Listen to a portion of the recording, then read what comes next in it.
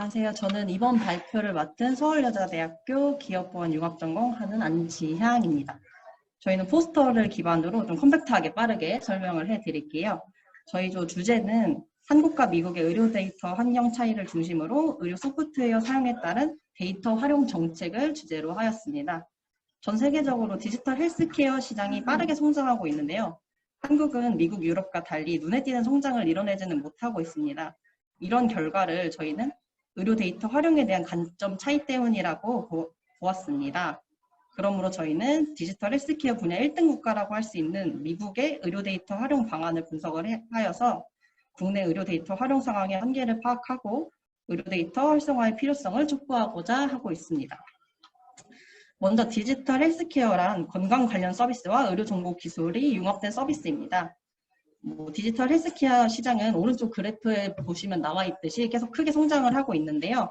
특히 최근 코로나19로 인해서 비대면 진료가 늘어나고 AI나 그런 기기를 이용한 디지털 헬스케어 분야가 관심이 더욱더 증가한다는 것을 알 수 있습니다. 그리고 인공지능, 가상현실, 빅데이터와 같은 IT 기술이 발전함에 따라서 디지털 헬스케어가 개인의 건강과 관련된 중요한 의사결정도 할 수 있게 되었습니다. 또 디지털 헬스케어 중에서 기존의 하드웨어 부분을 구동시키기 위한 소프트웨어 의료기기, 즉 SAMD라고 칭할 수 있는데요. 이 SAMD를 통해서 기존에 수집된 의료 데이터를 기반으로 환자의 정보를 머신러닝을 통해서 일관성 있게 진단, 예측할 수 있게 되었고, 그러므로 불필요한 의료 지출을 줄일 수 있다는 장점을 갖고 있습니다. 또 SAMD 사용이 증가함에 따라서 엄청난 양의 건강 실제 데이터가 수집이 될 수 있고요. 저장이 가능해지고 있습니다.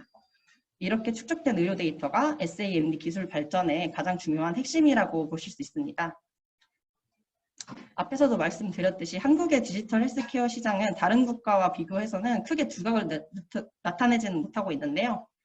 오른쪽에 파란 쪽 그래프 보시면은 해당 자료는 2014년 이후에 설립된 디지털 헬스케어 관련 스타트업 기업 100개를 선정하였는데요. 여기 국가 중에서 국내 업체는 단 한 곳도 포함이 되지 않았습니다.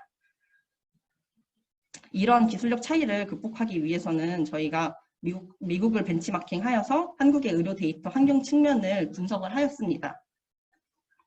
먼저 저희가 이 왼쪽에 보시면 잘 안 보이긴 하는데 미국에 대해서 설명을 넣어놨거든요.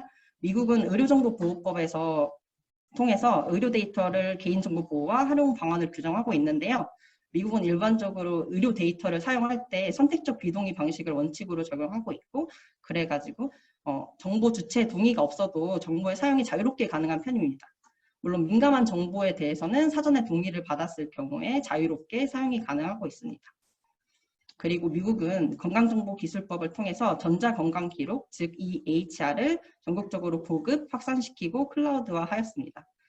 이를 통해서 비용을 낮출 수 있게 되었고, 개방형 표준 기반 체계를 통해서 데이터의 빠른 교환과 타사 간 정보의 공유를 가능하게 하였습니다. 미국은 결과적으로 클라우드와 EHR 데이터를 통해서 의료 규제를 완화하게 되었고, 자유롭게 데이터 활용이 가능하게 하여서 디지털 헬스케어 기업들의 성장 기반을 마련하였습니다. 이와 비교하면 한국은 전 국민이 건강보험에 가입되어 있어서 많은 공공의료 데이터들이 있는데요. 그리고 또 EMR, 전자의무기록 시스템이라는 것의 도입률이 약 90%로 세계 1위의 수준입니다. 하지만 이러한 훌륭한 인프라에도 불구하고 의료기관 간의 정보 교류가 저조하고 의료 데이터가 표준화되어 있지 않아서 데이터가 활용이 되지 못하고 있는 실정입니다. 이러한 문제점을 해결하기 위해서 보건복지부 주도로 EMR 인증제가 19년부터 도입이 되었는데요. 이를 통해서 클라우드 기반으로 의료 데이터를 가공, 교류하는 등 활용이 가능해졌습니다. 하지만 의료 데이터 활용 관련해서 의료법, 개인정보보호법, 데이터 3법 등의 관련 법들이 충돌하게 되면서 어떤 기준이 우선이 됐는지 논란이 되고 있습니다. 그리고 저희가 여기 다른 사례는 저희가 시간 관계상 넘어가고요. 결론을 말씀드리자면 미국은 의료정보보호법이랑 비식별화 규제에 있어서 명확한 기준을 두고 있고 정부의 데이터 수집, 활용 장려로 인해서 디지털 헬스케어 시장이 우리나라보다 더 빠르게 발전할 수 있었다고 보고 있습니다. 결과적으로 우리나라의 SAMD 사용에 따라서 데이터 활용의 활성화를 위해서는 의료 데이터 활용에 대해서 정부의 정책 완화와 관련 법들 간의 기준 명확화가 중요한 과제라고 생각합니다. 또한 개인의 의료 데이터 활용 및 보호에 대해서 정부의 지속적인 노력이 필요하고 개인, 기업, 의료기관들의 적극적인 수용, 활발한 투자가 한국의 디지털 헬스케어 시장의 성장을 이끌어낼 수 있을 것이라고 생각합니다. 이상 발표 마치겠습니다.